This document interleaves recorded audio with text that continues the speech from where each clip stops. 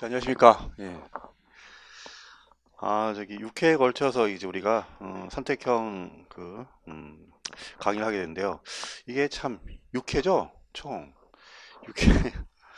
근데 5년 전에도 6회였고, 4년 전에도 6회고, 작년도 6회고, 내년도 6회가 될 것 같은데, 이 6회 만에 과연 다 정리할 수 있을지 참 그렇습니다, 사실. 예. 하여튼 그래도 그 참 중요한 건 그래도 여러분들 그 시험을 물론 보신 분도 있겠지만, 그 실제 시험에서는 기출 문제보다는 오히려 모의 시험이 더 의미가 있고 특히나 그 사례형이라든가 또 이렇게 기록형에는 여기 모의 시험이 워낙에 중요해요. 그래서 모의 시험에 이제 그 나온 쟁점 같은 거를 좀 정리를 할 것이고, 물론 이제 기출 문제는 다 정리합니다. 그리고 또 그 6회 만에 다 정리하는 건 좀 현실적으로 불가능하잖아요. 그래서 그 좀 중요한 거 위주로 이렇게 정리를 하고, 또 하나 뭐냐면 이제 매일 또 우리는 또 시험 봐야죠. 당연히 공부하려면 시험 봐야지. 그래서 9시부터 9시 반까지 시험을 봅니다. 30분 동안 시험 보는데, 글쎄요, 이게 지금 인원을 봤을 때, 그, 원래 제가 신림동에 있을 때는 사례형 시험도 봐요. 객관식 시험 볼 때는 사례형 시험도 보는데, 신림동에는 이제 워낙 인원이 없으니까 이게 가능했는데, 못하고 여기 뭐 인원이 엄청 많다는 건 아니지만, 그래도 일단 그 사례형 시험도 같이 봅니다. 그러니까 원하시는 분들은 시험을 보시고 반드시 제출하세요. 그러면 제가 채점해 드리니까 반드시 시험 응시하도록 합니다. 그리고 객관식 한 OX 문제를 한 20문제, 내지 한 30문제, 그거는 이제 상황에 따라 다르고, 하여튼 중요한 거 하여튼 그 눈팅만 해서 되는 거 아니죠? 눈팅만 해서 되는 거 아니에요. 그래서 이 문제를 하나하나 좀 씹어봐야 되고, 또 수업 시간에 다루지 않은 것도 꼭 보셔야 돼요. 그래서 지금 이번 주 내에 모든 이 상법 교재를 다 마치는 걸로 해야지, 이걸로 뭐 나중에 또 풀어야지 언제 봅니까? 또 못 봐요. 시간도 없고. 그래서 이렇게 해서 일단 뭐 진짜 대략적인 어떤 그런 그 중요한 부분을 다 봐서 어 일단 제 생각에는 이 우리 교재 여기 이거를 완벽하게 본인이 마스터 한다고 했을 때 총 상법 20문제잖아요. 여기서 근데 10개는 분명히 맞아요. 여기 10개가 분명히 실제 시험에서 맞습니다. 이건 분명해요. 이건 팩트예요. 제 오랜 경험에 의하면 이런 기출문제집을 충실히 봤을 때 10개 정도는 무조건 맞아. 그리고 나머지 20문제가, 나머지 10문제인데 여기서도 한 3개 정도까지도 거의 뭐 무난하게 맞는 것 같아요. 나머지 7개 어떻게 하느냐? 이거는 좀 약간 이제 그날의 컨디션이라든가 어떤 뭐 개인적인 운, 이런 걸 통해서 이제 여러분이 찍어서 맞추는 수밖에 없어요. 그러면 여기 7개에서 한 2개 정도 맞춰도 총 몇 개입니까? 한 15개는 맞춘단 말이야. 이런 변시에서 15개는 굉장히 잘한 거예요. 굉장히 상위권입니다, 이거. 상포 보통 보면 학생들 10개 못 맞잖아. 10개 못 맞아요. 보통 그냥 뭐 그냥 줄 세우죠. 줄 세워서 하는데. 하여튼 이 정도 맞아도 사실 다른 과목을 안정적으로 이제 공부할 수 있는 그런 어떤 상황을 확보하기 때문에 반드시 이 우리 교재를 다좀 마스터할 필요가 있어요. 특히나 이 기출 문제가 똑같이 나오는 경우가 드물어요. 근데 이제 모의 시험 같은 경우에는 응용되거나 또는 거기서 변형되는 경우가 많기 때문에 좀 모의 시험 같은 경우를 자세히 보셔야 되고, 또 한 가지 뭐냐면 또 여기 우리 객관식 문제지만 사례형 문제 보면은 이 사례형 문제가 실제 사례형 나왔을 때 전혀 손색이 없는 그런 것도 굉장히 많아요. 그래서 반드시 좀 잘 보셔야 돼요.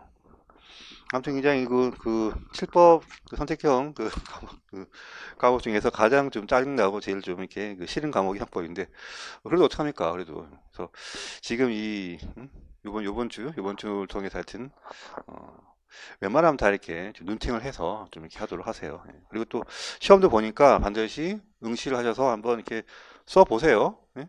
항상 이 실력은 어디서 나오는 거예요? 실력은 머리에서 나오는 게 아니라 손끝에서 나온단 말이에요. 그렇죠? 그래서 많이 써봐야 돼. 그래서 하여튼 매일 한 50점 정도? 너무 많이, 응시력이 너무 많으면 50점도 안 될 수 있어요. 그러니까 25점? 하여튼, 무조건 하여튼, 한 페이지 또는 2페이지짜리 시험을 볼 거예요, 매일. 사례형으로 해서. 꼭 응시하셔갖고, 상포에 대한 공포를 좀 없애는 게 중요합니다. 자, 한번 보겠습니다. 자, 교재는 다 있습니까? 네, 교재 있죠. 예. 자, 볼까요? 거기 4페이지, 제2장, 주체죠. 자, 상인에 의해서 상위 문제죠. 상위 문제는 뭐 매년 뭐 무조건 나온다 보면 되죠, 그냥. 자, 근데 상인 문제가 단순하게 이제 뭐 상인 에 대한 뭐 개념 묻는 문제는 절대 이제 안 나오고요. 이제 거기서 보듯이 이렇게 상이 나오면 주로 사례 문제 이렇게 부분 쟁점으로 나옵니다. 그래서 반드시 상인에 대한 쟁점들을 다 알아두셔야 돼요. 일단 우리 상법상 상인은 종류가 뭐가 있나요? 상법상 종류가 뭐가 있는지도 굉장히 중요하죠. 상법상 종류는요, 우리 그렇죠, 당연상인, 그다음에 의제상인 있죠, 그렇죠?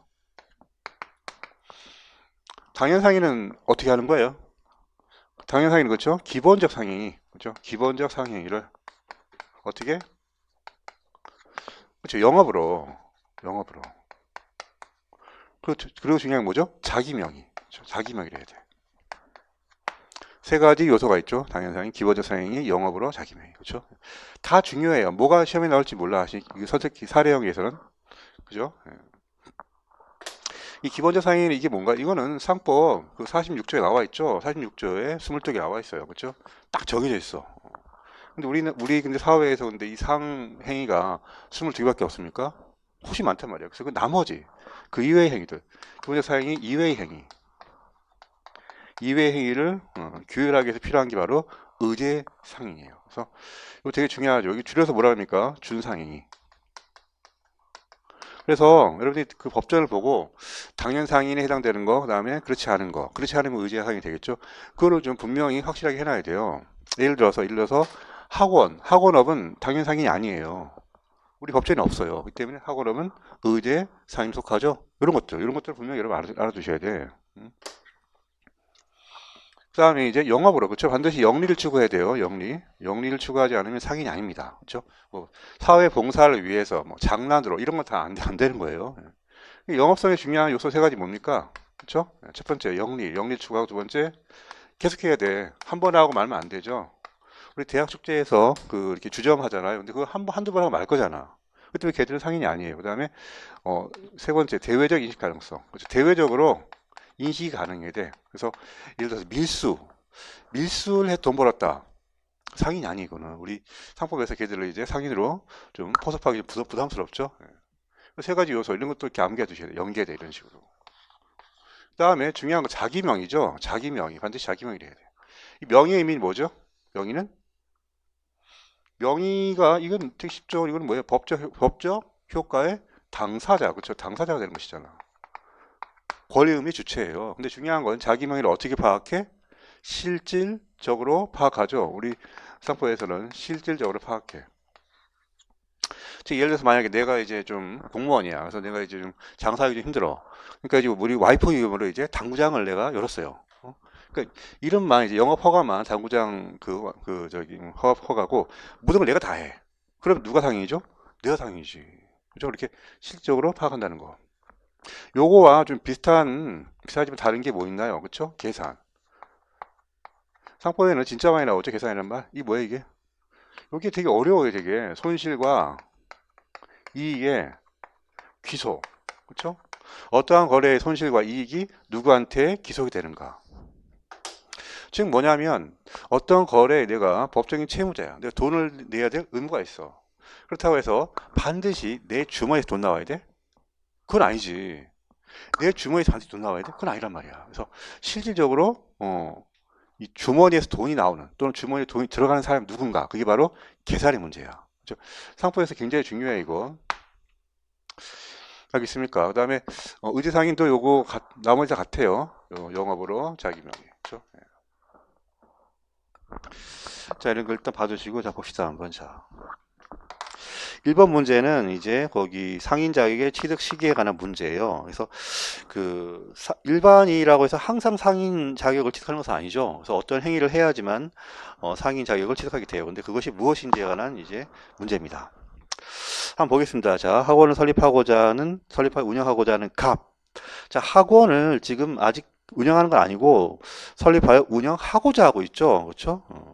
즉 갑은 어떤 상인이 되려고 그래요? 의제 상인이 되려고 그래요. 그렇죠?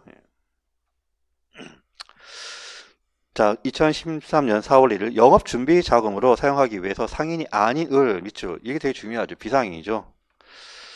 자, 여기서 한 가지. 상인과 비상인 간의 거래는 반드시 상법이 적용이 됩니다. 그렇죠? 한 놈만 상인이어도 상법이 적용돼요. 차용하였다. 자, 학원을 설립하기 위해서 돈을 빌린 거예요. 그럼 여기서 한 가지. 학원을 차리기 위해서는 반드시 돈을 빌립니까? 여러분 생각해 보세요.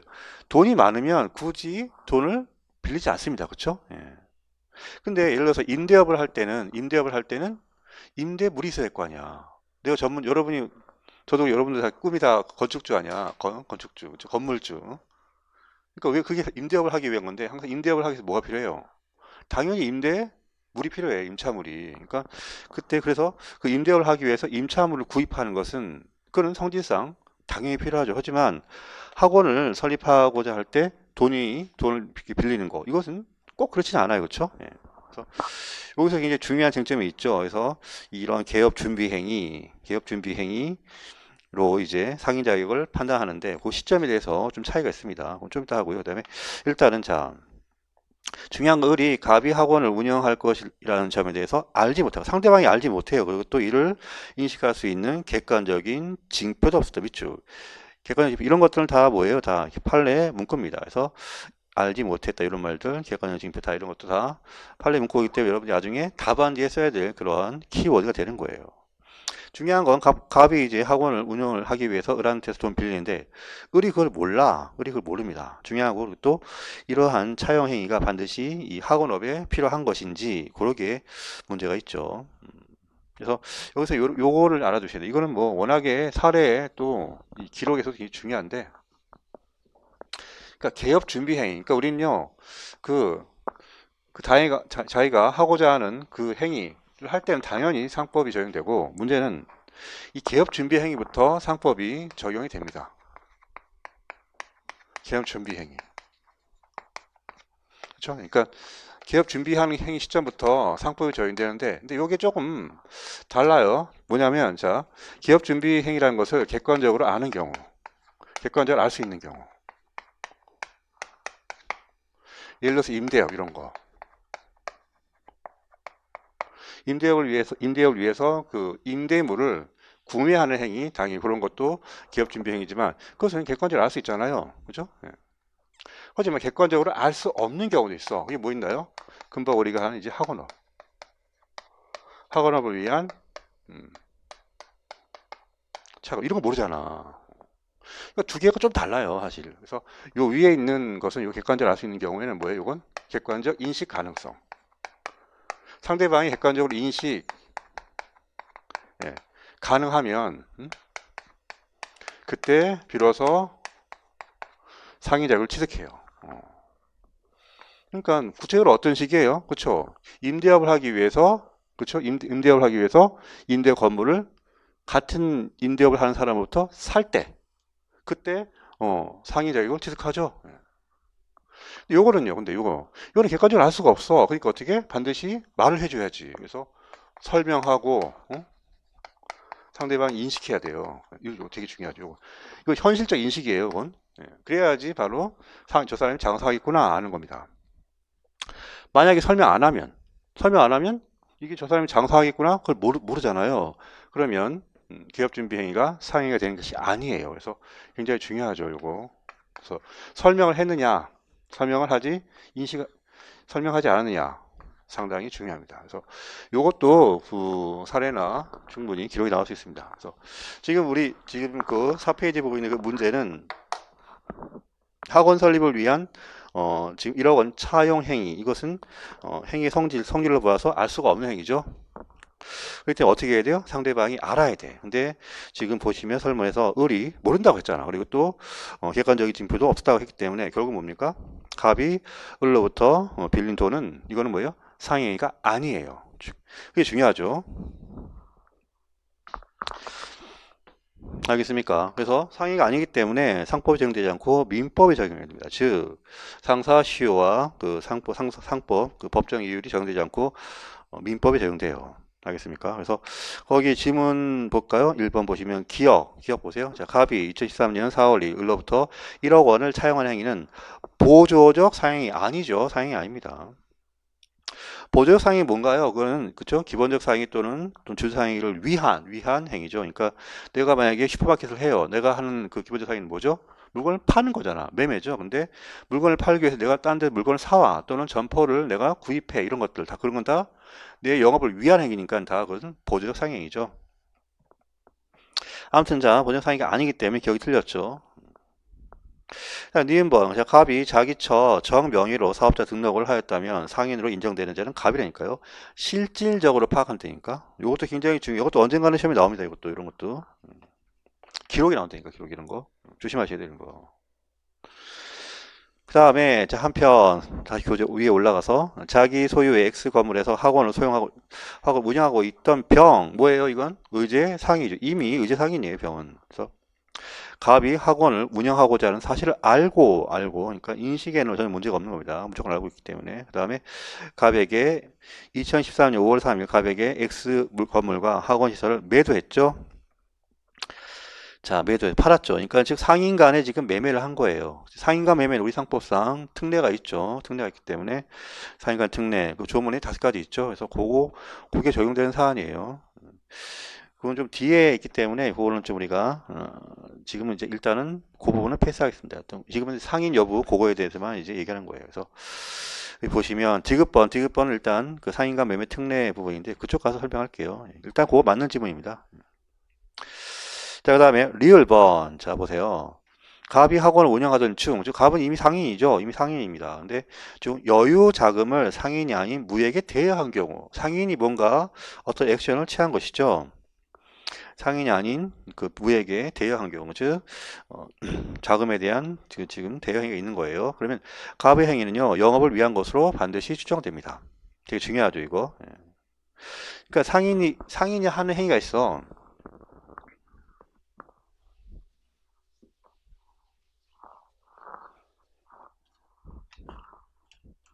보세요. 상인의 행위.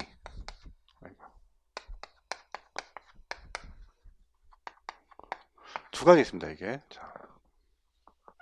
영업의사가 분명해. 영업의사. 영업의사 분명해. 그건 당연히 상행이죠? 예, 그건 상행이에요, 그건. 아, 장사하겠다는 것이 너무 분명한데. 그래서 이때는요, 상인의 행위는요, 상행위로 간주합니다. 그죠? 근데 두 번째, 영업의사가 애매해. 있는지 없는지 애매해. 그럼 어떻게 돼? 상행위로 일단은 추정해요. 알겠습니까? 상인의 행위에 대해서 두 가지 관점이 우리 상법에 있는 거예요. 그래서 간주와 추정이 있죠. 간주와 추정의 근본적인 차이는 뭐죠? 법정에서 번복이 가능한지, 그렇죠? 그래서 간주는 절대로 번복이 안 되지만 이 추정은 법정에서 번복이 가능하죠. 차이가 크단 말이에요, 이거는 되게. 그래서 애매하면 이제 추정되고 추정되는 순간 이제 불리한 사람이 이제 저것은 상행위가 아니야라고 입증 책임을 지겠죠. 누가 불리합니까? 채권자가 불리합니까? 채무자가 불리합니까? 그것은 건바이 건이죠, 그렇죠? 자, 원래 민법에서는 5% 법정유예를 받지만 상법은 6% 법정유예잖아요. 그럼 누가 유리해? 채권자 유리하기 때문에 채권자가 가만히 있겠죠. 그러니까 이때는 채무자가 이것은 상행이 아니야 라고 주장하겠죠. 시효는요. 시효는 원래 10년이지만 5년으로 추정되잖아. 그럼 누가 불리해? 채권자 불리하단 말이야. 그죠? 채권자 입장에서 10년이면 좋은데 5년 만에 사라지니까 그때는 이제 채권자가 이것은 상행위가 아니라고 입증 책임지겠죠. 그래서 요게 그러니까 추정되는 거랑 이제 입증 책임이 채권자, 채무자에 따라서 좀 달라져요. 그거 좀 체크해 주시고. 자, 그래서 이 문장은 맞죠. 그래서 일단은 상인이 아닌 자에게 대여하는 순간 이것은 추정돼요. 간주가 아니에요. 간주가. 굉장히 치사한데 이게 보면은 뭐 솔직히 뭐 추정과 간주 중요하죠. 근데 이런 거를 시험에 낸다니까요, 이거. 진짜 치사하죠. 그리고 문제는 지금 문제 뭐냐면 또 우리 상법에서 원래는 간주란 말이 의제잖아, 의제. 예? 그죠? A가 아니지만 A로 보는 거잖아요. 이것은 우리 조문에 간주라 그랬어. 그리고 추정 이렇게 해서 분명히 우리 조문에 이걸 구분해 놨지만 지금은 이걸 뭐 한글화 작업이라 해가지고 다 없애요. 뭐라 그래 그냥 본다 또는 볼 수 있다 이렇게 한글로 바꾸는 바람에 추정은 또 안 바꿨어요. 그러니까 되게 매가리가 없단 말이에요. 이거. 더더욱 지금은 알기가 법정만 봐갖고는 알기가 힘들어. 근데 이걸 치사하게 문제 낸단 말이야. 어쩔 수 없어, 우리 입장에서. 몇 가지에서 중요한 건 암기할 수밖에 없습니다.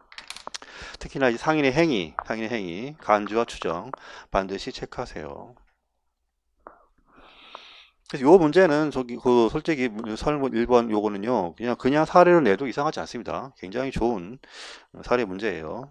그래서 이런 걸 여러분들이 열심히 봐야 된단 말이야 이게. 그리고 우리 그 모의 시험과 이 변실 우리가 1년에 4번 시험 보죠. 1년에 4번 시험 봐. 진짜 미친 거예요 되게. 이런 게 없어 딴 데는. 근데 하여튼 뭐 4번 시험 보는데 그러니까 뭐 그냥 기출 문제 모의 문제가 그냥 엄청나게 쌓인단 말이야. 근데 다행히도 우리 다행히도 약간 중복된 게 많아. 그래서 중복된 거는 이제 다행히 이제 중요한 거 하나만 풀어봐도 다른 거 이제 응용할 수 있단 말이죠. 그래서 조금 다행입니다. 그게.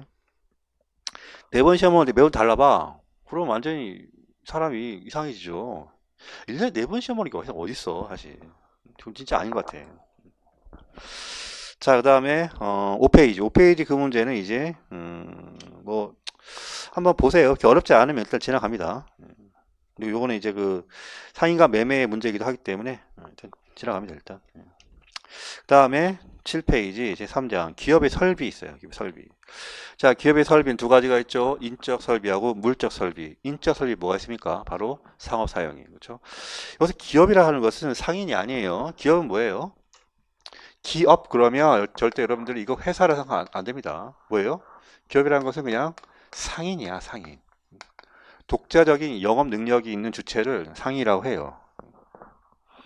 근데 이것을 이제 기업이라 하는 거야, 우리 상법에서는. 그러니까 기업이라 그러면 그건 뭡니까? 개인 상인 플러스 회사예요. 알겠어요? 굳이 기업이란 말을 번역을 하면 개인 상인 플러스 회사예요. 알겠습니까? 그래서 여러분들이 상법 볼 때는 최소한 그 일반적인 그런 마인드를 버리셔야 돼. 기업 그럼 회사 그러는데 그렇지 않습니다.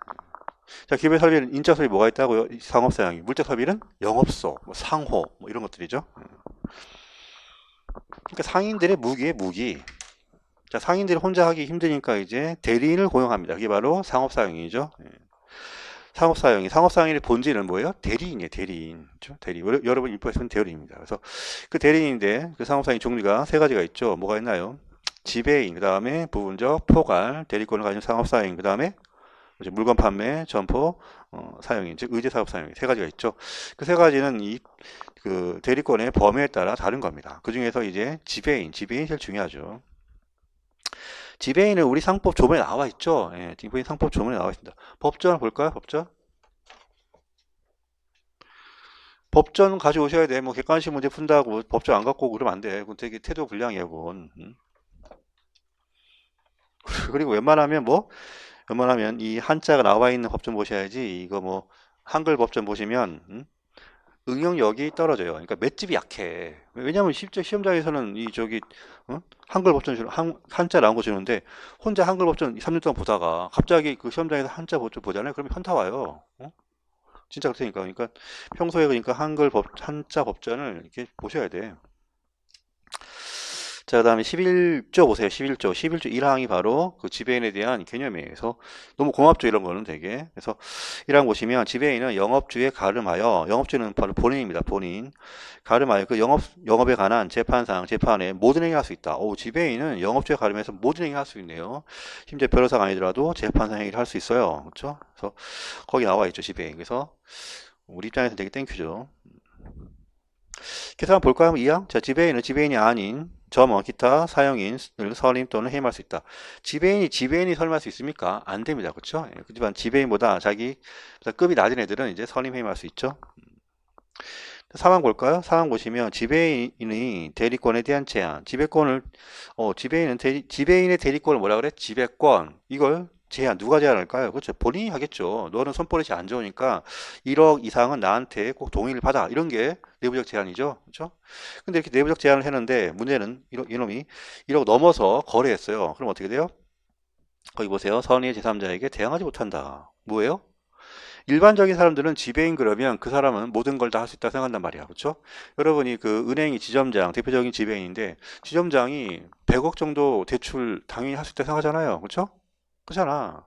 100억 대출 안 해봐서 그런가? 하여튼 다 할 수 있다고 생각한단 말이에요. 근데 은행에서 100억 대출 받았더니 나중에 본사에서 뭐라 그래? 그 은행장은 손버릇이 안 좋으니까 1억까지밖에 안 돼요. 그럼 황당하잖아, 그럼 되게. 그게 사회 통념에 그 반하는 그런 행위이기 때문에 우리 상법 조문에서 어떻게 돼 있어요? 그래서 일단은 선이면 대항할 수 없다. 일단은 음, 모든 권리가 있는 것으로 취급한다는 것이죠. 물론 당연히 악의나 중과실이 있으면 당연히 대항 가능합니다. 요게 전형적인 이제 그 지배권의 내부적 제한이라는 거야. 그래서 굉장히 중요하고 이것은 이미 우리 변시 나온 적 있죠? 네, 나온 적 있습니다, 이거.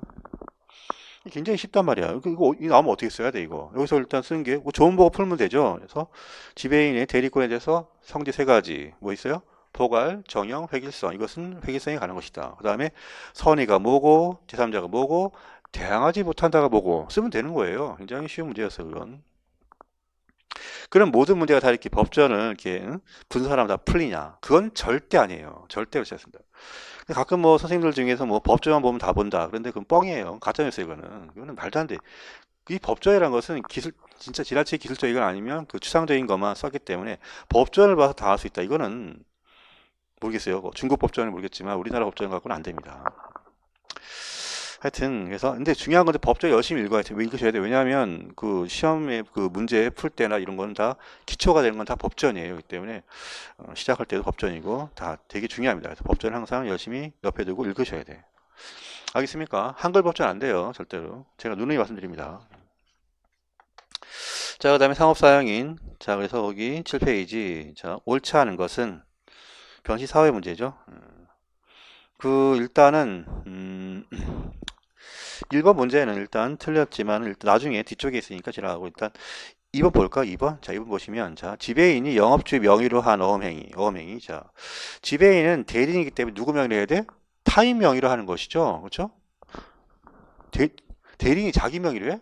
그거는 뭐라 그래? 그거는 비현 명의로 하잖아. 그래서 반드시 지배인은 타인 명의지 영업주 명의로 해야 돼요. 근데 어음행위 했을 때 객관적으로 영업에 관한 행위로서 지배인의 대리권의 범위에 속하는 행위를 할 것이므로 지배인이 개인적 목적을 위하여 미쳐. 이거 뭐예요? 대리권의 남용이죠.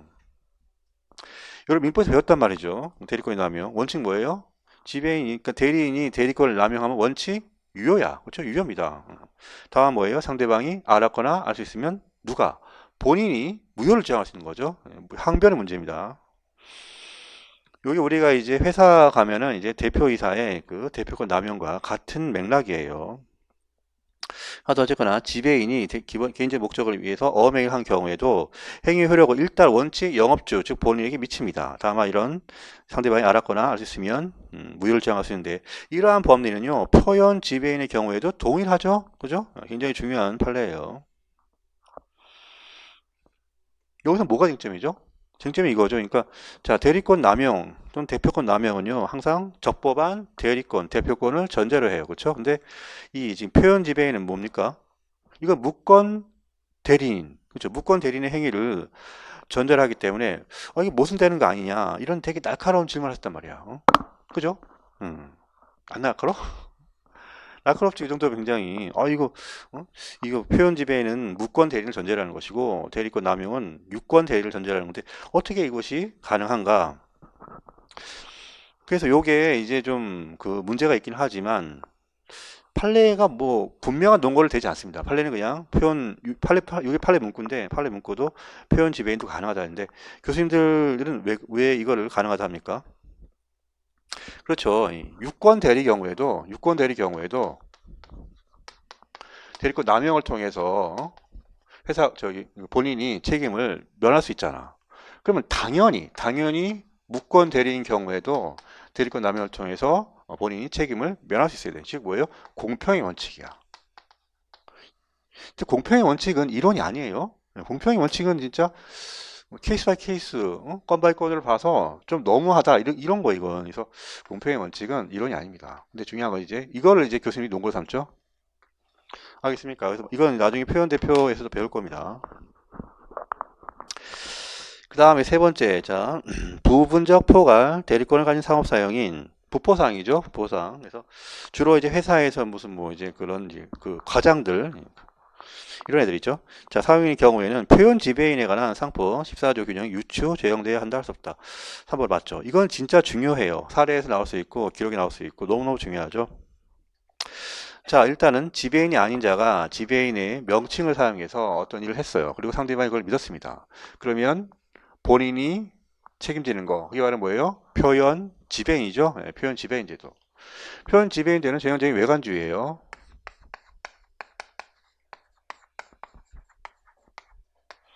여기서 키워드는 뭐예요? 표현 지배인? 그렇죠. 지배인이 아닌 사람이. 지배인 아닌 자. 그런데 그러면 좋아요. 예. 그러면 부분적 포괄 대리권을 가진 사업사용이 아닌 자가, 즉 부포상이 아닌 자가 아닌 자가 부포상으로 인정되는 명칭, 즉 과장 또는 부장 이런 타이틀을 달고 어떤 거래를 했단 말이야. 그런데 그걸 상대히 믿었어. 그러면 표현 부포상 법리를 적용해야겠네. 그렇죠? 적용하고 싶은데 문제는 뭐예요? 표현 부포상 이게 우리 상법이 없어. 이게 제일 중요한 포인트죠. 이게 규정이 없단 말이죠. 규정이 없으니까 문제가 되는 거야. 그러면 위에 있는 표현 지배 이걸 혹시 유추 정확하게 유추 적용할 수 있는가?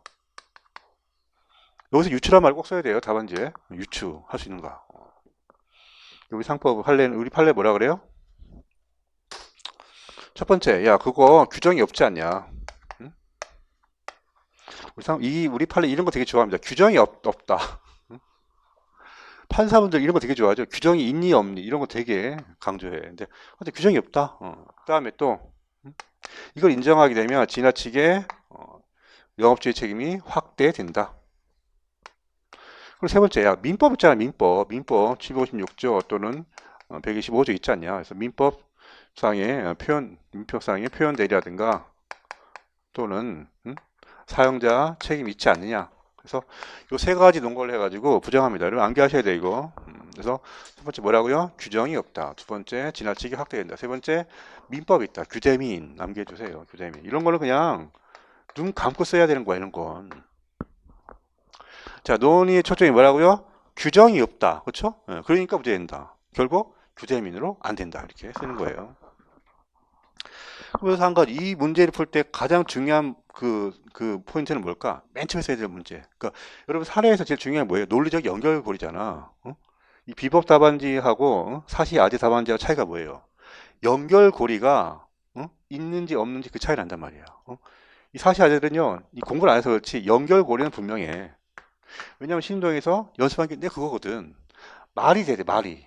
근데 비법들은 그냥 때려 박아. 그러니까 암기력이 좋아서 그런지 되게 잘 때려 박아요. 근데 이게 잘 안 맞아. 이게 경합이 이게 되게 부정합하죠. 자, 이 문제에서 제일 중요한 건 뭐겠어요? 그렇죠. 문제는 이 주체, 이 사람이 지금 부포상이 아니라는 거, 이거 분명히 해야지. 응? 그죠? 부포상이 아닌 자, 이자의 지위. 표현 지배인 풀 때도 뭐예요? 지배인이 아닌 자, 그러니까 지배인이 아닌지 먼저 확정을 해야 되는 거야. 그것도 마찬가지예요. 그래서 부포상이 아닌지 먼저 확정을 하고 그 다음에 이 논리 써야지. 이것을 안 쓰고 그냥 쓰면요, 뭔가 이거 되게 중요한 거 안 한 거야 이거. 알겠습니까? 하여튼 그래서 7페이지에 있는 그 3번 동그라미 8 이거는 굉장히 중요해요. 그래서 사례 대비하세요. 다음 네 번째 이것도 굉장히 중요한 판례죠. 보세요. 어떠한 자가 자기 명의로 상행위를 함으로써 상인 자격을 취득하고자 준비하는 것이 아니라 타인 상인의 영업을 위한 준비 행위를 하는 것에 불과하다면 이 어떠한 자가 누굴까요? 주로 대표이사죠. 선호세우기 대표이사. 대표이사가 이제 뭐 회사 명의로 하는 게 아니라 자기 명의로 회사가 어려우니까 자기 명의로 돈을 빌려 순전히 회사를 도와주기 위해서 그러면 그 행위가 상행위가 될까요? 우리 판례 안 된다 그래. 왜? 자기 명의로 상행위를 해야지 타인 명의로 타인을 위해서 하는 것은 안 된다는 거예요. 그래서 이거 되게 중요한 판례입니다. 이건 기록에 이미 나온 적 있죠 이미. 그래서 상당히 중요하죠. 나 위탁 매매 이것은 지나갑니다 일단. 그래서 여기 여러분 객관식 볼 때도 항상 이 좀 이렇게 살아있는 공부하셔야 돼. 그래서 그냥 객관식이니까 눈팅해서 그냥 끝내야지. 아는데 그거 못하러 봐요. 별로 안 좋아. 기분 안 좋고 재미가 없어. 그러니까 사례 또는 기록에 대비하는 그런 준비도 하여 두세요. 그리고 반드시 그 갖고 있는 기본서 옆에 표시하시고. 그러니까 제일 좀 안 좋은 방법이 그거죠. 이게 그냥 이 객관식 책만 갖고 계속 반복해. 그거 별로 재미없어요. 그러면 별로 효과 없습니다.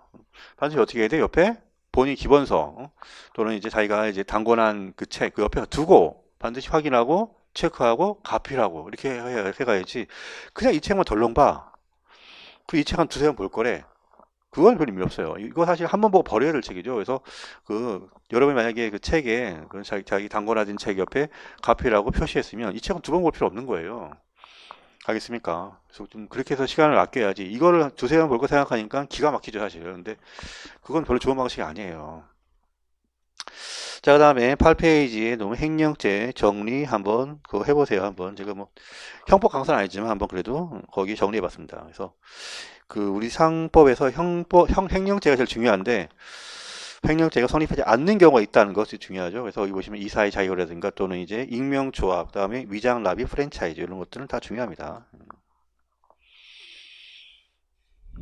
다 체크해 주세요. 이거 뭐 기록이 나올 가능성도 없지 않아 있죠. 이런 것들. 그다음에 9페이지 다음 상법과 사인생 요거는 그냥 일단 간단하니까 그냥 여러분들 그냥 봐보세요. 예, 지나갑니다 이거. 예. 그다음에 10페이지 표현 지배에 관한 설명이 옳지 않은 것은 자 표현 지배인 자 표현 지배인이 뭐라 그랬죠? 지배인이 아닌 자가 그죠? 지배인으로 인정될 만한 그런 직함을 사용한 경우 이를 믿은 상대방을 보호하는 제도야. 누가 책임을 져? 영업주가 어떤 책임? 거래상의 책임을 지는 것이죠. 예, 외관주의입니다. 그래서 외관의 존재, 외관의 부의, 외관의 신뢰, 존부시인이 요건이 필요해요.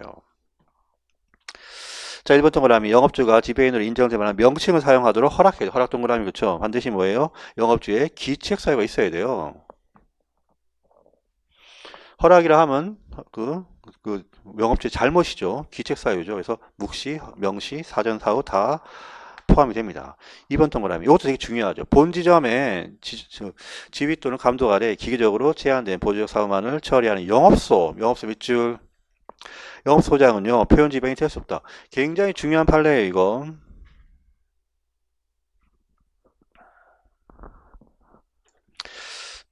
자, 표현 지배인의 첫 번째 요건, 외관의 존재에 들어가는 세부 요건이죠. 영업소의 실체, 구비 여부에서 학설 대립이 있죠. 영업소 실체가 필요한가? 통설을 보니까 영업소의 실질이 필요하다. 그래서 거기 판례가 실질설의 입장입니다. 그래서 거기 보시면 거기 그 되게 중요한 말이 있죠. 여기 해설지 보세요. 해설지 보시면 본점 또는 지점의 실체를 가지고 밑줄 어느 정도 독립적으로 영업 활동 요게 키워드죠. 그래서 답안지 나와서 이거 씁니다. 그 다음에 이제 뭐 기계적으로 제한된 보조 사무만 처리한다. 이거는 이제 써주면 땡큐죠. 예. 그리고 이 판례 사안은 어떤 사안이었죠? 그렇죠. 영업 보험회사. 그렇죠. 이게 되게 중요한 게 보험회사 영업소 사안이었어. 영업소장. 보험회사 영업소장. 이 보험회사는 다른 회사랑 달라요. 여러분들 다른 그 뭐 우리가 소위 말하는 매장 자동차 그 영업소 가본 적 있습니까? 거기 가면은 자동차 영업소 그 가보면은 차를 팔죠. 거기서 거래를 해요. 본사에서 뭐 이렇게 명령 내려서 파는 게 아니라 거기서 그냥 그 딜러에 있어 그냥 차를 우리가 사고 판단 말이야. 근데 보험회사 영업소가 가본 적 있습니까? 응? 본 적이 없지. 영업소 가면 뭐가 있어요? 그냥 책상 하나 있고 전화기 하나 있고 달력밖에 없어요. 여기를 뭐냐? 이거는 뭐 일종의 뭐 약간 초소 느낌이야, 초소. 진짜 이거 허술해. 말이 영업소지 영업소에 어떤 실질이 전혀 없어요.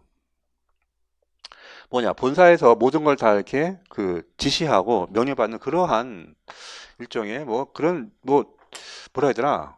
일단 뭐 초소 그런 느낌이야. 그래서 영업소로서의 실질이 전혀 없습니다. 이게. 그 판례가 이게 보험회사 영업소 같은 경우에서 이게 야 영업소 실질도 없다. 그래서 영업소 실질을 요하해야 되느냐 해서 판례가 실질 요하는데 이거 없다. 두 번째 뭐예요? 영업, 이 보험회사 영업소장은요, 요게, 지배인으로서의 명칭이 아니라 그죠? 원래 표현 지배인에서 인정된 요건 중에 하나가 명칭 요건인데, 그 명칭 요건이 뭐죠? 그죠? 그 영업소 대빵, 영업소의 대빵을 일컫는 그런 직함이어야 돼.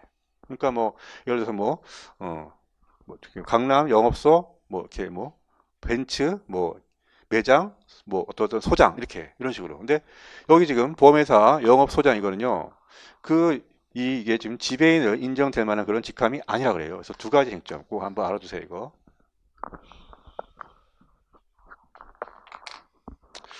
그 다음에, 자, 네 번째, 표현 지배인의, 저기 세 번째, 지점장, 대리, 지점차자. 이것은 명칭 자체에 의해서 표현 지배인 될 수 없죠. 왜 그렇죠? 상위직을 일단 알 수 있죠. 그 지점장 대리가 그 영업소 대빵이야? 아무리 시골에서 올라와도 그 정도 안단 말이야. 아니란 말이에요. 그래서 하여튼 직함이 하여튼 그 영업소 대빵이 된다. 그래서 네 번째, 표현 지배인 행위는요, 지배인 권한범위 맞는 것이고, 그다음에 다섯 번째, 지배인의 행위가 영업주의 영업에 관한 것인가는 절대로 주관적으로 판단하지 않습니다. 어떻게? 객관적으로, 외형적으로, 추상적으로 판단하죠. 알겠습니까? 그것도 되게 중요하죠. 예, 그런 것도 되게 그 언젠가는 시험에 나올 수 있어요. 이런 것도 한번 체크해 둡니다. 그다음에 11번 문제, 11페이지 4번 문제. 아, 이것도 이게 지금 18년 모의시험 문제인데, 이것도 한번 나올 것 같아요, 언젠가. 이거는 뭐냐면 물건 판매, 점포의 상업 사용의 문제거든요. 예, 이게 충분히 나올 가능성이 있습니다. 이게 점점 이런 모의시험 문제들이 어려워지고 있어요. 예, 근데 제가 봤을 때 굉장히 좋은 문제 같습니다. 일단 봅시다. 물건 판매, 점포의 상업 사용인 이들은 뭐 하는 애들이에요? 이들도 역시 상업 사용이 맞지만 그 예를 들어 이런 거죠. 우리 이모가 만약에 그 커피숍 하고 있는데 이모 가게 놀러 가는데 이모가 없어 잠시. 근데 손님이 왔어요. 그럼 나는 근데 이모한테 데리고는 수염받은 없는데 수여받은 바가 없는데 내가 커피를 팔아. 무건대 무효입니까? 그렇게 되면 너무 거래가 이게 좀 거래 안전에 문제 생기니까 우리 상법에서 어떻게 난 대리권이 없지만 대리권이 있는 것으로 간주해줘요. 그게 바로 물건 판매, 점포의 상업사용인. 중요한 건 판매만 되는 것이고 또 더 중요한 건 뭐예요? 반드시 점포 내에서만 그러한 대리권이 있는 것으로 간주되는 것이 점포를 벗어나는 순간 안 되는 겁니다, 이거. 그래서 상당히 중요해요, 이거. 만약에 시험에 나오면 한 10점 정도 그런 쟁점이 나올 것 같아요. 그래서 이렇게 지금 객관식에서 그 진짜 친절하게 사례형 문제까지 만들어줬는데 이게 만약에 변신이 나왔다. 절대로 브리타 아닙니다. 이거 브리타라면 안 돼, 이거. 응? 자, 문제 볼까요? 자, 갑은 A 백화점 청주 지점에서 매장에서 유기농 차를 판매하고 대금을 수령하는 판매 사원이다. 을은 매장에서 갑으로부터 유기농 차 10포를 금 50만 원에 구매하고 대금을 지급하였으나 아직 인도를 받지 못하였다. 그렇군요. 그다음에 병은 A 백화점 휴업일인 일요일에 백화점 밖에서 밑줄. 백화점 밖에서 굉장히 중요한 말이에요, 이거.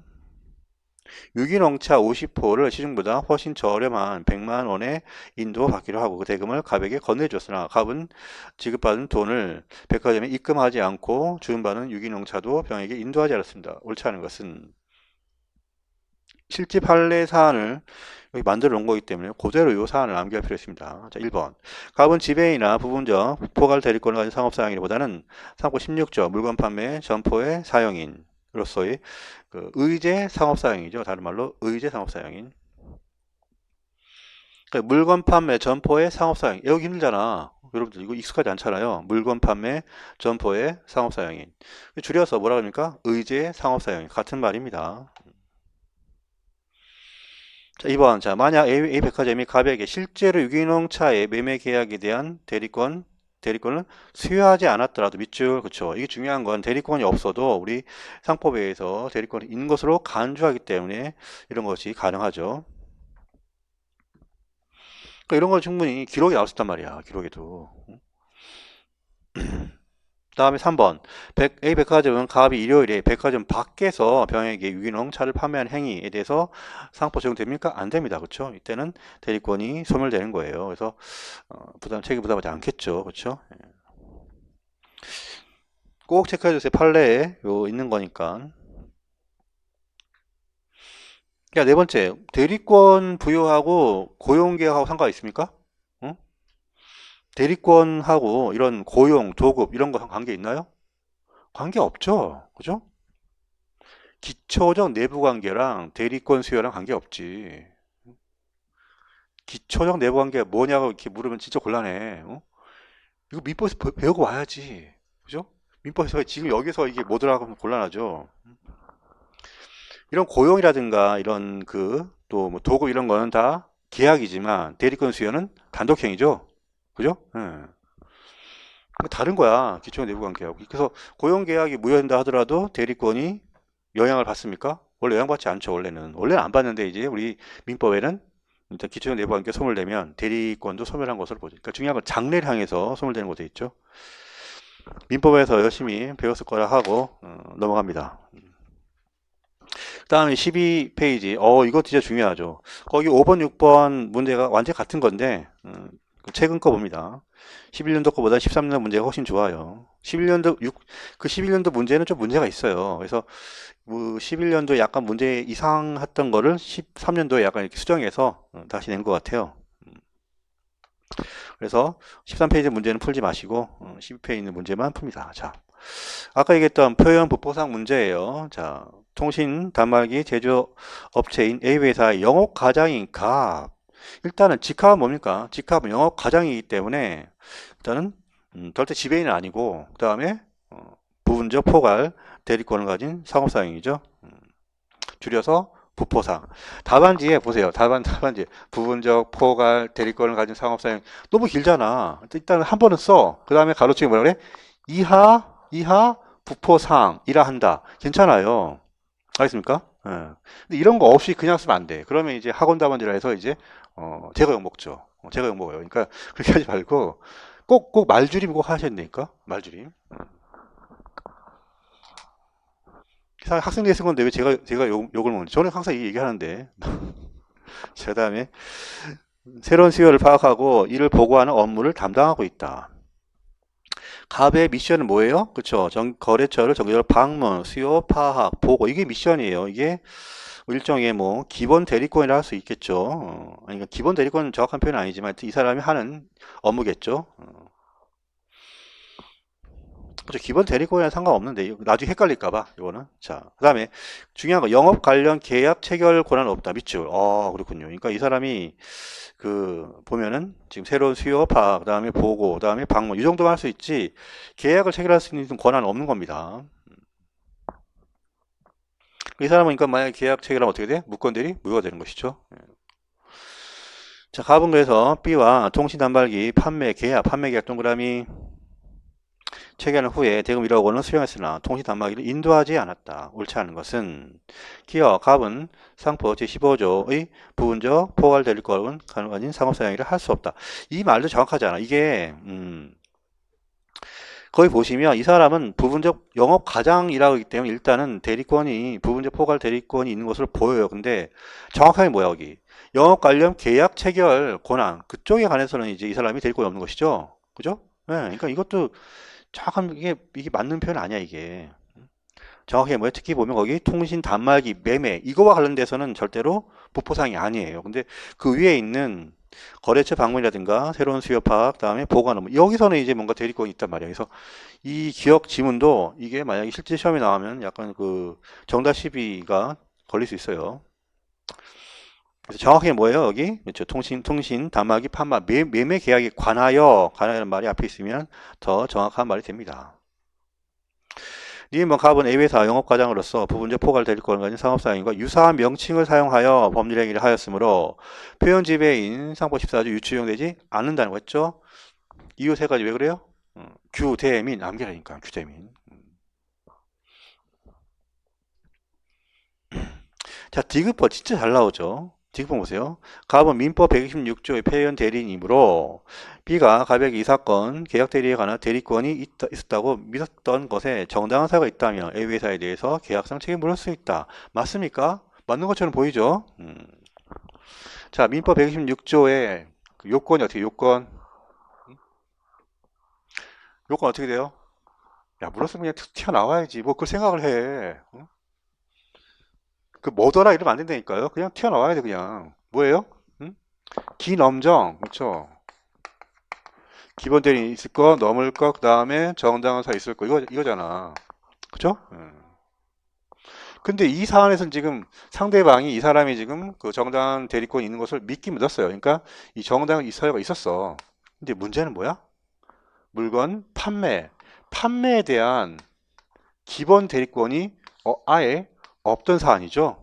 그죠? 판매에 대한 기본 대리권이 없던 사안이야. 그 위에 있던 그 예를 들어서 뭐 정기적으로 방문, 뭐 새로운 수요 파악, 그다음에 이런 것들은 지금 이 판매에 대한 기본 대리권으로 보지 않습니다. 알겠습니까? 예. 그렇기 때문에 요거 하나만 갖고는 되지 않는다는 거죠. 이거는 진짜로 정말로 중요한 부분입니다. 이거. 그래서 만약에 시험에 나오면 이게 상법 그 14조 유추 문제하고 민법 116조 같이 나옵니다. 같이. 그래서 상법 14조, 뭐 15조, 민법 126조, 뭐 한 10조 이렇게 해서 충분히 시험 나올 수 있어요. 자, 리을버는 뭐 사용자 책임 인정 가능하죠. 그 다음에 미음문도 보세요. B가 계약 체결 시 가백에 A 회사를 대리하여 이 사건 계약을 체결할 권한이 있는지 여부를 조사 확인하지 않은 과실이 있는 경우에 과실상계 가능합니까? 이렇게 나오면 곤란하죠. 이것은 손해배상 책임일 때는 과실상계 가능하지만 일반 그 본래 이행 청구를 할 때는 과실상계가 안 되죠. 안 되죠. 그렇죠? 물론 표현 책임에서 표현 대리에서 이 과실상계를 고려해야 한다 이런 얘기도 있지만 원칙상 과실상계는 손해배상 책임에 적용되는 거예요. 그래서 미음번처럼 이렇게 쓰면 역시 이것도 그 정답 시비에 걸릴 수 있어요. 이거. 알겠습니까? 여러분들 답안되니까 절대 오해가 없게 서술하셔야 돼요. 그 다음에 13페이지 넘어가시고 그 다음에 자 15페이지 자 상업사용인의 그 의무입니다. 의무 상업사용 의무 상업사용의 가장 큰 뭘까요? 그렇죠? 그 영업주를 배신하면 안 돼. 충성 의무가 있는 것이죠. 즉 경업 금지 의무가 있어요. 두 가지가 있죠. 거래 금지 의무하고 겸직 금지 의무. 이것은 우리가 주식회사에서 이사의 경업 금지 의무에서 굉장히 비슷한 걸 배웁니다. 근데 그 기초를 지금 배운다 생각하시고 자 봅시다. 자 경업 금지 의무. 경업 금지 또는 경업 피지라고도 하게 돼요. 교수님에 따라서 두 개가 있죠. 뭐가 있나요? 그렇죠. 거래 금지 그 다음에 겸직 금지 두 개가 있어요. 자, 거래 금지는 어떻게 하는 건가요? 그렇죠? 영업주의 허락이 있어야 되고 반드시 또 뭐예요?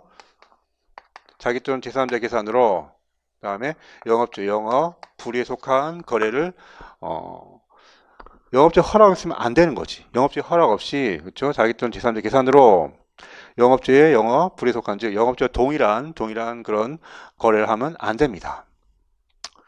겸직 금지는요. 여기는 이제 그 역시 보면 겸직 금지는 영업주 허락 없이 그러니까 자 어떤 회사의 무한 책임 사원, 그다음에 이사, 그다음에 상업 사용인이 될 수 없죠. 이 무한 책임 사원이 뭐예요? 무한 책임 사원, 무한 책임 사원. 일단 무한 책임이 뭡니까? 무한 책임이? 그렇죠. 자신의 그 어떤 채무에 대해서 자신의 전 재산을 통틀어 책임져야 돼요. 그게 바로 무한 책임이죠. 그렇죠? 예. 유한 책임은요? 유한 책임 자기가 꽂은 것만 자기가 부담하는 그것만 털면 끝이야. 그리고 중요한 사원이 뭐예요? 사원 김대리 박과장 아니에요. 뭐예요 이거? 투자자라니까 투자자. 예를 들어서 주주 그렇죠? 예. 회사에 대한 이런 투자자 이게 김대리 박과장 생각하면 안 돼요 이거. 그다음에 이사 그다음에 상업사용이 안 되는 것이죠. 중요한 건 앞에 이게 동종업종이 하나지 않아요. 동종업종이 하나지 않습니다. 이것도 굉장히 시험이 잘 나와요. 하지만 이사는 동종업종에 제한되어 있죠. 그리고 이 지금 상업사용 외에는요, 다른 그 경업금지위원회에서 겸직금지 다 동종업종으로 다 제한하죠. 이거만 동종업종이 없는 거예요. 지금 무슨 말입니까, 이게? 그러니까 무슨 말이게? 그러니까 그렇죠. 은행의 지점장이 운송회사 이사가 될 수 없어요. 그렇죠? 예.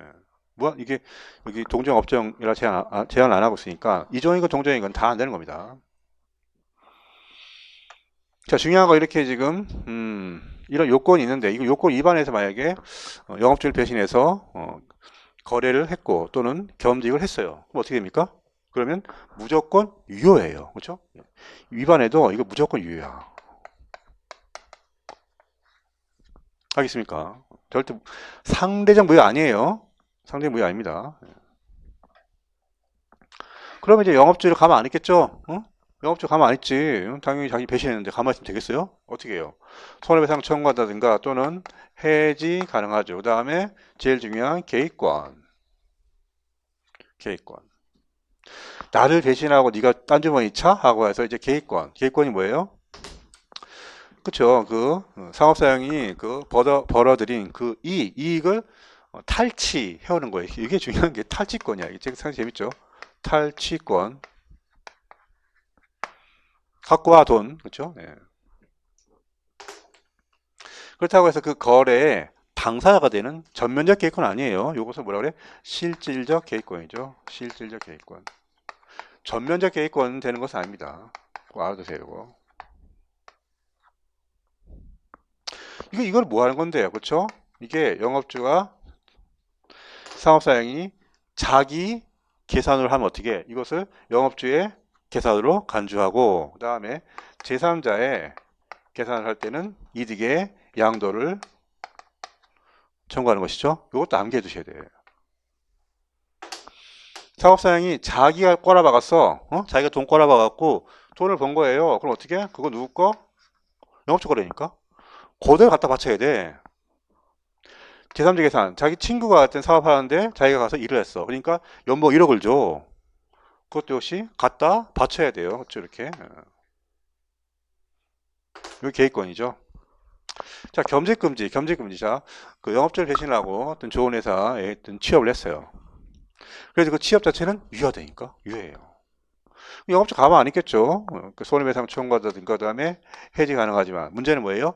계획권 행사할 수 있습니까? 응? 너 봐도 연봉 1억이야? 내놔. 응? 월급 연봉 1억 내놔.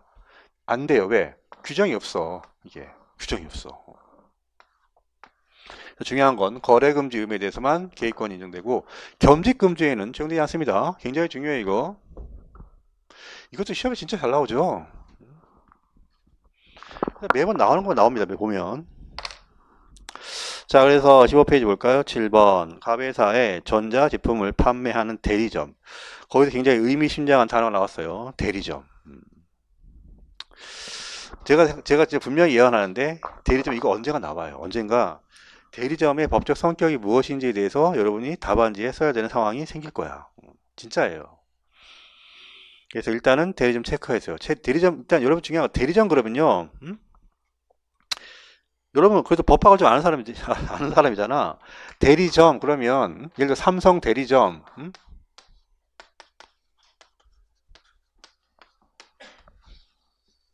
삼성과 무슨 관계 있죠?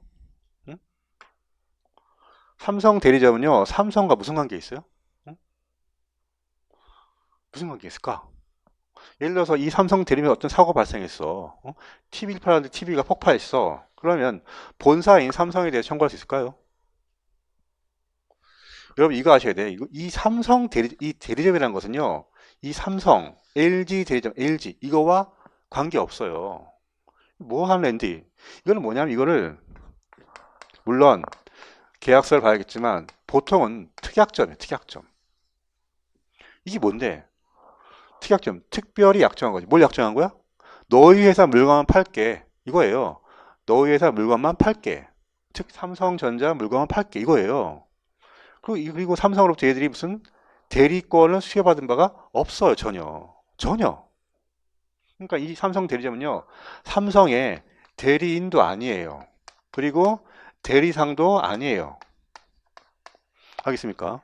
오히려 위탁 판매 이런 가능성이 커. 위탁 판매 또는 특약. 보통 99%는 특약점, 특약점. 그래서 너의 물건만 팔게 이거예요.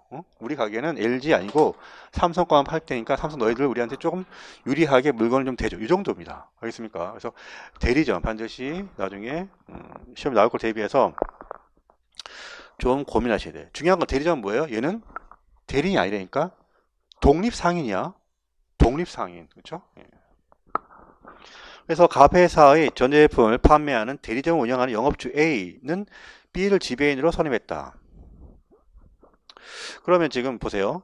A 회사에 지금 전자제품을 판매하는 대리점 영업주가 A고, 갑회사.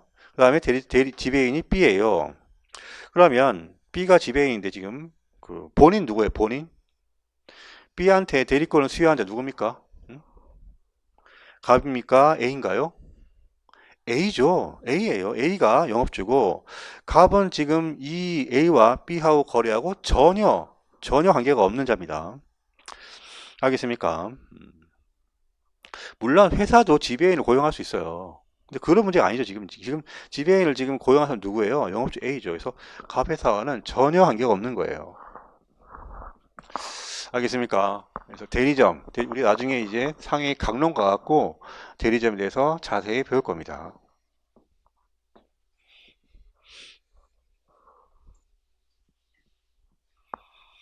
그래서 보시면 자, 갑 회사가 있고 그 다음에 A 영업주가 있죠. A 영업주. 영업주 하는 가게가 특약점인 대리점이에요. 대리점. 즉 얘는 뭐예요? 독립적인 상인이에요. 절대 갑의 꼬봉인 그 대리인이 아니에요. 물론 얘도 당연히 독립적인 상인이지. 회사니까. 그죠? 네. 그리고 얘가 이렇게 지금 지배인 B를 선임했죠.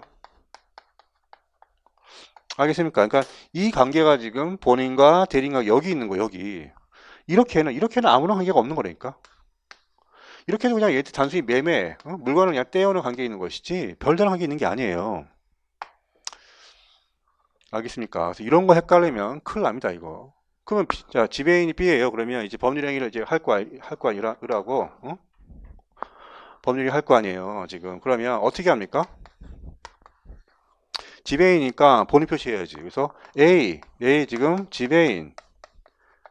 지금 뭐예요? 자기가 대리인이라고 표시한 거예요. 그래서 B, 다음에 B 도장. 이렇게 해야 돼. 즉, 본인을 표시하는 것이 민법에서는 원칙이지만 상법에서는 표시하지 않더라도 당연히 법적 효과가 본인한테 무조건 기속하게 돼 있죠. 이거 우리 뒤에가 자세히 합니다. 어쨌건 이렇게 하는 게 원칙이에요. 그래서 중요한 건 법적 효과를 누가 받는다? A가 받는다. 갑은 이거하고 전혀 상관이 없는 지금 일종의 페이크죠. 이 문제에서. 근데 이런 형태의 문제를 우리가 알아두는 게 뭐냐면 이게 실제 살이 나온다니까 이렇게. 이렇게 나오면은 진짜 한 절반 정도 학생은 여기하고 여기가 엮을 거야. 그럼 끝나는 거야 이미 그냥. 그러면 이렇게 엮어야 돼. 이렇게 영업자하고 지배 이렇게 돼 있는 거라니까요. 알겠습니까? 그 다음에 자 볼까요? 자 1번 A는 B가 자신의 허락 없이 다른 전자회사 제품을 판매하는 대리점의 사용의로 취임한 경우 즉 뭐예요? 지금 이거 겸직금지 의무 위반이죠. 자 B를 해임하고 개입권을 행사하여 B가 취득한 보수의 반환을 청구할 수 있습니까? 안 된다 그랬죠. 거래금지 위반 되는 것이지 겸직금지에는 거의권 행사 못해요. 1번 틀렸죠. 자, 2번. B는 근무 시간 후에 B 회사의 허락이 있으면 A 허락 없이도 다른 제품을 조달하여 판매하는 행위를 할 수 있다. 맞습니까? 아니, 왜 옆집 아저씨가 허락하는데 얘가 왜 해? 이 사람 전혀 관계 없는 거라니까. 얘 허락하고 이게 뭔 상관 있어? 이쪽에 허락해야지. 알겠습니까? 그래서 2번이 틀렸죠. 자, 3번. 자, B가 A 허락 없이, 자, 이건 맞네. 문제. 처음에 스타트는 맞습니다. 친구 C의 투자를 받아서 다른 전자 회사 제품을 판매하고 일정한 보수를 취득한 경우, A는 B에 대해서 보수의 반환을 청구할 수 있습니까?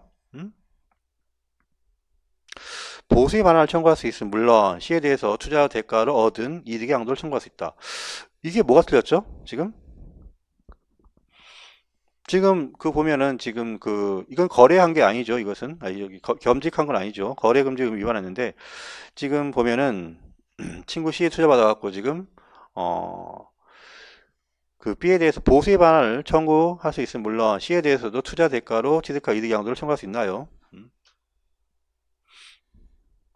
보수를 받았다는 것은 무슨 말입니까? 보수를? 지금 보면은 얘가 지금 뭐 일 배신해 갖고 지금 어떤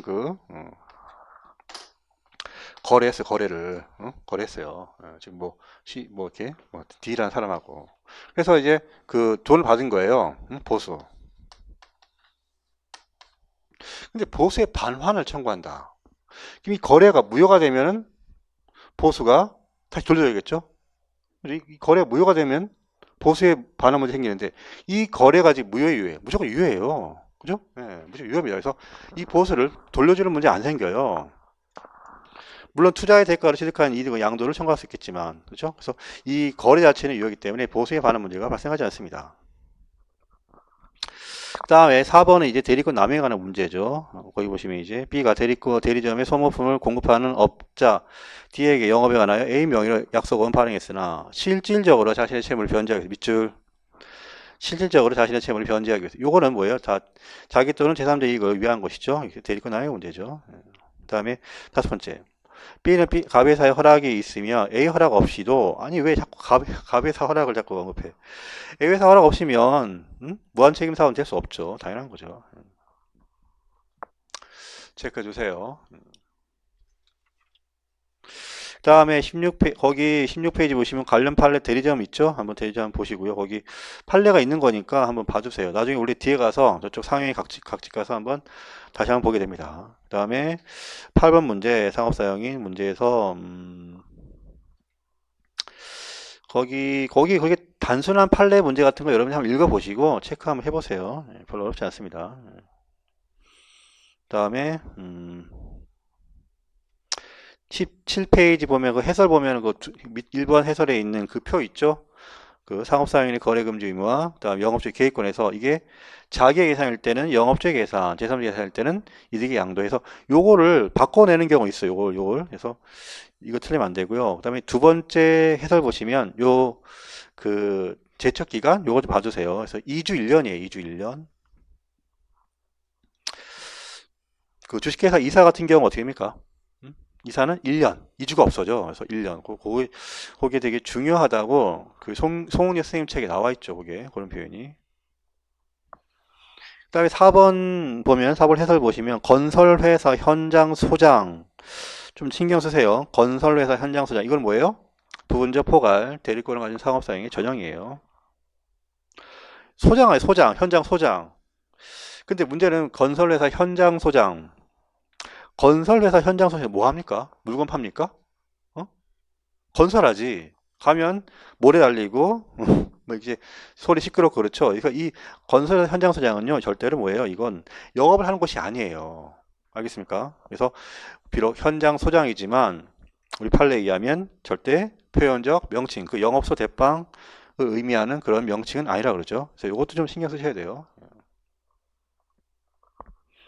그리고 5번 지문 보시면 5번 해설 보세요. 5번 그 17페이지 5번 요 중요한 판례인데 잘 틀리는 건데요. 여기 보면 그 무포상해 같은 경우 끝에 줄 점점점 이에 해당하기 위해서는요 미치고세 그 상업사용의 업무 내용에 영업주를 대리하여 법률 행위하는 것이 당연히 포함되어 있다. 이 문장 당연히 포함되어 있다. 이렇게 문제 내면요 거의 한 절반 틀려. 왜? 당연이란 말 때문에. 근데 당연히 포함되어 있어야 돼요. 그렇죠? 요거 그러니까 일반적인 대리인들은 그 건바이 건으로 이렇게 그 행위마다 대리권을 받아야 되는 거잖아요. 근데 이 상업사용인은 너무 번거로우니까 그냥 한 번에 해주면 끝이에요. 한 번 대리권을 수여하면 끝이기 때문에 판례 문구는 뭐냐면 별도의 그 수권이 필요 없지만 근데 이제 중요한 건 당연히 그 행위하기 위해서 뭐 그 수권 행위 그 수권 처음에 수권할 때 그 법률 행위를 할 수 있도록 하는 것이 당연히 포함되어 있죠. 예. 그 다음에 17페이지 뭐 하여튼 지나갑니다. 거기 한번 드시고 그다음에 잠깐 쉬었다가 이제 영업소 상호 하겠습니다.